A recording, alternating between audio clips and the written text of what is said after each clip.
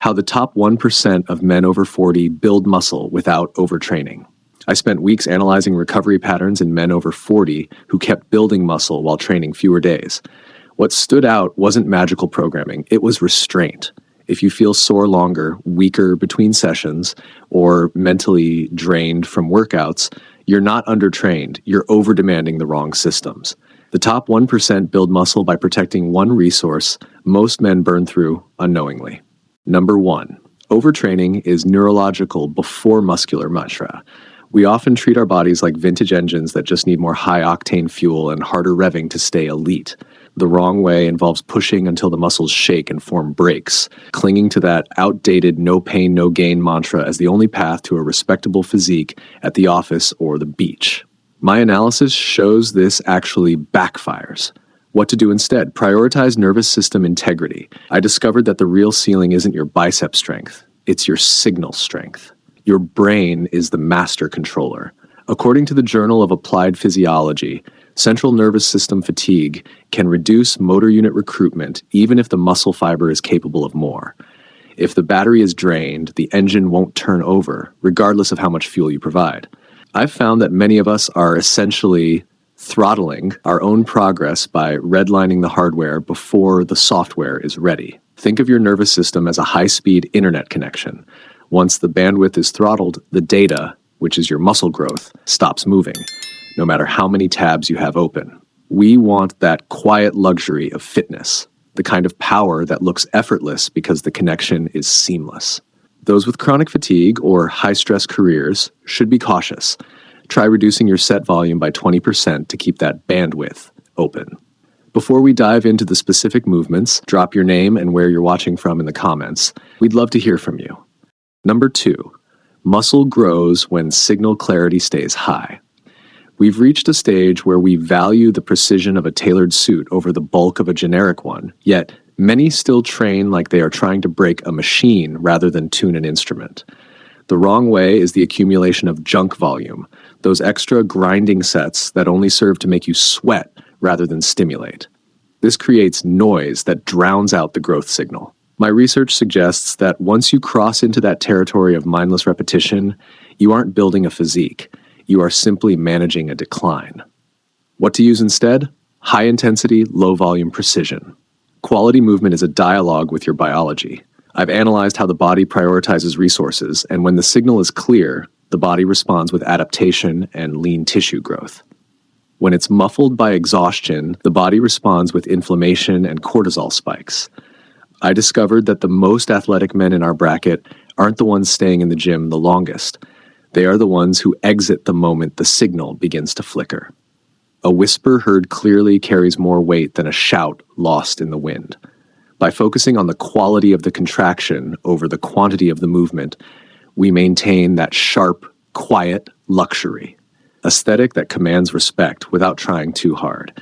If you have joint issues or lower back sensitivity, be cautious. Prioritize slow, controlled eccentrics to keep the signal pure. Number 3, fewer sessions can increase adaptation.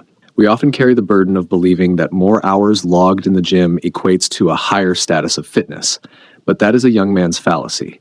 The wrong way involves occupying the squat rack 6 days a week, sacrificing dinner with the family, or crucial business hours for marginal, often non-existent returns. My analysis shows that this relentless grind actually forces the body into a state of metabolic debt, where you are constantly paying off exhaustion rather than investing in growth. What to do instead? Implement the 3-day precision model. I discovered that by condensing the workload, we create a more potent hormonal spike that the body can actually utilize. Training is the ask, but recovery is the answer. Studies in sports medicine suggest that for mature athletes, increased frequency often leads to a plateau of diminishing returns. When we overtrain, we aren't just tired. We are effectively muting our body's ability to synthesize protein and repair tissue. You wouldn't check your stock portfolio every 5 minutes. You let it sit and grow. Your muscles require the same hands-off period to appreciate in value. I've found that the 5% who stay lean and powerful are those who treat their rest days with as much reverence as their lifting days. If you have a high-stress occupation, be cautious. Your recovery bucket is already taxed by mental load, so don't overflow it. Number 4, recovery quality beats training quantity. We often find ourselves trapped in the cycle of seeking the next edge through chemistry rather than biology. The wrong way involves obsessing over the latest pre-workout supplement or synthetic boost while surviving on 5 hours of sleep and a calendar full of high-stress meetings. My analysis shows that no amount of caffeine can outwork a depleted endocrine system. What to use instead? Deep sleep, hydration, and parasympathetic activation. I discovered that the most elite physiques are actually sculpted during the hours when you are doing absolutely nothing at all. Testosterone and growth hormone are not released during the bench press. They are released during stage 3 REM sleep. If you are cutting your sleep short to hit the gym, you are effectively robbing your future self of the very results you're waking up early to chase.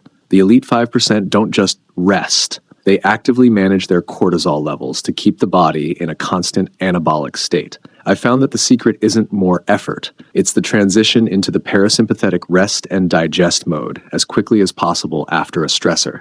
When you stay in a high cortisol state, your body holds onto abdominal fat as a survival mechanism. By prioritizing deep recovery, you signal to your system that it is safe to build muscle and burn fat. For those with demanding travel schedules, be cautious. Jet lag is a physiological tax that requires even more aggressive recovery protocols. Number 5. Elite lifters. Stop before nervous fatigue. We've reached a point where the most valuable asset we own is our energy. Yet, many of us squander it by treating every gym session like a final stand. The wrong way involves training to absolute failure on every set, leaving the gym feeling like a shell of a man, unable to engage with your spouse or focus on your projects. My research reveals that this total depletion model is the primary reason men drop out of the top 5%. You aren't just taxing your muscles, you're bankrupting your neurological reserves. What to do instead? Leave 2 reps in the tank. I discovered that this subtle shift in intensity allows for a higher weekly volume and better hormonal balance. This isn't about laziness, it's about preservation. By stopping just short of the cliff, you avoid the massive recovery debt that takes days to pay back. My analysis shows that the body interprets absolute failure as a trauma, triggering a survival response that actually inhibits long-term muscle hypertrophy. True strength is knowing you have more to give, choosing to save it for the life you live outside the iron. I've found that the most formidable men in the room are those who walk out of the gym with a surplus of vitality, not a deficit. If you are recovering from a recent illness or a period of high professional pressure, be cautious. Stop 3 or 4 reps short to ensure your system stays resilient. Bonus point: muscle growth improves when sessions end. The most sophisticated strategy I've encountered isn't found in a heavy lifting manual, but in the psychological architecture of the long game. The wrong way involves crawling to your car after a workout because you've bought into the myth that physical exhaustion is the only metric of success. My analysis of high-performing men shows that this burn and crash cycle is exactly why most people quit before they see true transformation. You are essentially teaching your brain to associate fitness with a state of depletion rather than a state of power. What to do instead? Walk out of the gym with a surplus of energy. Here's the secret. Ending a session while you still feel powerful creates a psychological craving for the next session. I discovered that this creates a neurological loop that makes consistency feel effortless. When you stop at the peak, your body maintains a state of high alert readiness rather than sliding into a deep recovery hole. This fosters consistency over decades, not just weeks. I've found that the 5% who maintain an athletic physique are those who have mastered the art of the unfinished session, leaving just enough in the tank to fuel their professional and personal lives. The goal isn't to be the strongest man in the gym for one day, but the most consistent man in the gym for a lifetime. Recap. Remember at the start, I mentioned that only 5% of men manage to stay truly muscular and athletic as the years pass. Now you know why. It isn't about working harder, it's about working with a level of sophistication that most men simply ignore. We've covered why your nervous system is the real engine, how signal clarity beats raw volume, the necessity of surgical recovery, and the power of leaving the gym feeling unfinished. You might be 40, 50, or beyond, but that is not a disadvantage. It is your competitive edge. You finally have the perspective to realize that fitness isn't a sprint to a summer beach body. It's the ultimate long-term investment. My analysis shows that the men who win in the second half of life are those who trade the no pain, no gain ego for the precision of a master craftsman. You are building a body that doesn't just look capable, but actually functions with the reliability of a high-end timepiece.